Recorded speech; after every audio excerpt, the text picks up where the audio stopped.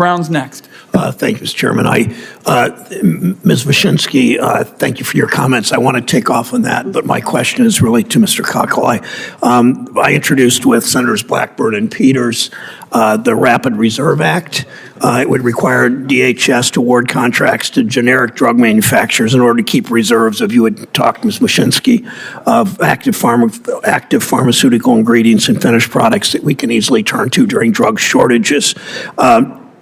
We shouldn't, you know this, we shouldn't have to rely on foreign countries, in many cases foreign competitors, for the drugs Americans rely on. A stronger domestic pharmaceutical supply chain will help to prevent those shortages and those delays. Goes without saying. Mr. Cockle, you discussed in your testimony a proposal to invest in the domestic manufacturing of essential drugs at risk for a shortage, a similar concept, different but similar to the bill that we have put forward. Elaborate, if you would, on the benefits of implementing these types of government contracts. Thank you, Senator, and thank you for your work with the others that you mentioned on Rapid Reserve. We supported it when it was introduced and continued to support it.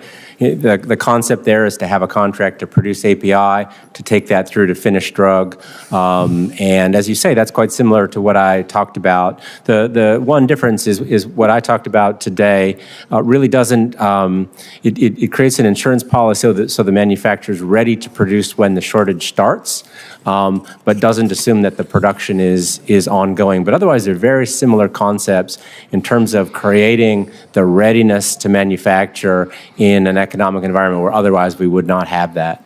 Thank you. And Dr. Hernandez, question for you, if I could. The U.S.-China Economic and Security Review Commission a couple of years ago recommended that Congress direct the FDA and other federal agencies to identify alternative sources for APIs and other ingredients, including utilizing the Defense Production Act. Last week, the administration announced plans to implement some of these recommendations.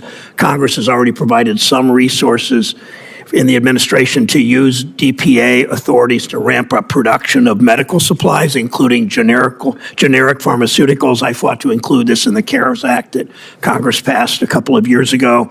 One domestic company, National Resilience, has already secured a DPA loan to expand domestic manufacturing capacity of essential medicines in a community called Westchester Township, north of Cincinnati. Your testimony, Dr. Hernandez, highlights how drug shortages are a matter of national security. Can you speak to the importance of additional resources for authorities like the Defense Production Act? And also, as you answer that question, what are some additional authorities that the U.S. government can use, including DPA, to bolster the domestic manufacturing of pharmaceuticals?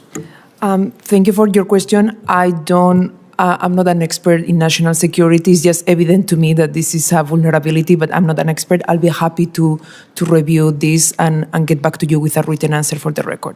Okay, thank you. DPA is something not especially well known around here in the country, but is something that a lot of these issues, whether it's fentanyl smuggling into the country, whether it's crypto's use internationally for various onerous uses, can come under, or certainly our national security issues. DPA may be in place to answer some of those. It may not. That's what we're trying to explore, and we will follow up with you.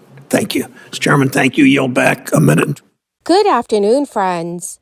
This is important news for all Americans that currently claim or plan to claim Social Security benefits.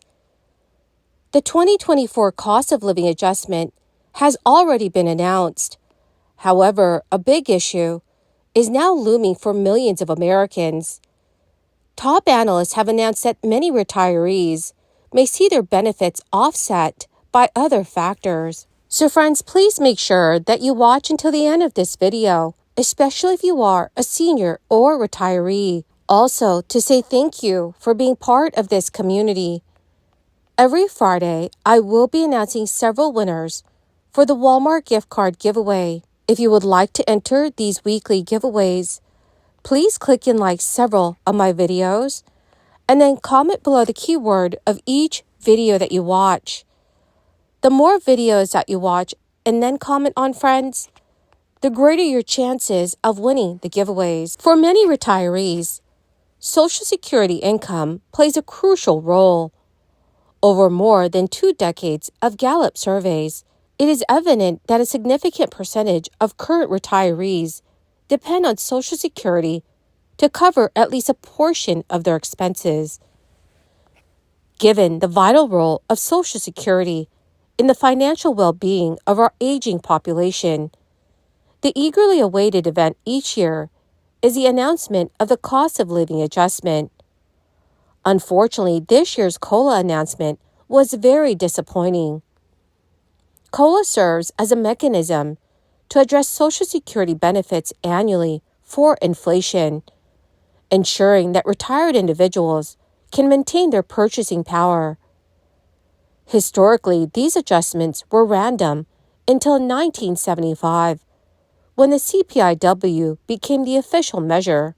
The CPIW considers various spending categories and subcategories, providing a single monthly figure for easy year-over-year comparisons. Social Security's COLA is calculated based on the CPIW readings from the third quarter, determining if a benefit increase is warranted for the following year. The recently announced 3.2% COLA for 2024, revealed after the September inflation report, brings a little relief to Social Security's nearly 67 million beneficiaries. For approximately 50 million retired workers, this translates to an estimated $59 per month increase, reaching an average of $1,907 per month, according to a May 2023 analysis from the Senior Citizens League. The purchasing power of Social Security has fallen by 36% since the year 2000, and a 3.2% COLA is insufficient to offset this decline. Furthermore, retirees with traditional Medicare coverage faced an additional setback. The approval of the Alzheimer's drug triggers a nearly 6% increase in Medicare Part B premiums to $174.70 a month. This may potentially offset the COLA increase for millions of retirees. Another challenge arises from the federal taxation of Social Security benefits that were introduced in 1983. The income thresholds set in 1993 remain unchanged, leading to an increased likelihood of retirees being taxed on their benefits with each passing year. While new buyers are grappling with persistently high housing costs this year, inventory is tight and home sales have hit multi-decade lows. According to a new report, 45% of real estate agents who owned their firms said they had trouble paying rent on their offices in November. That's 5% higher than in October and 10% higher than September's readings. The numbers do not surprise Corey Burr, the senior vice president at Sotheby's International Realty, who points to recent interest rate hikes driving up mortgage rates and pushing home sales to a lull. Although mortgage rates have been retreating over the past few weeks, they are not low enough just yet to convince homeowners who previously locked in low rates to put their homes for sale. So as inflation subsides, many experts are predicting the Fed has reached the end of its tightening cycle and might even introduce some rate cuts in 2024. Well, my great and beautiful friends, that is the end of my daily stimulus update video. Thank you, dear friends, for being part of this community. To say thank you and to show my appreciation, every Friday I will be announcing several winners for the Walmart gift card giveaway. If you would like to enter the weekly giveaway, friends, please click and like several of my videos and then comment below the keyword of each video that you watch.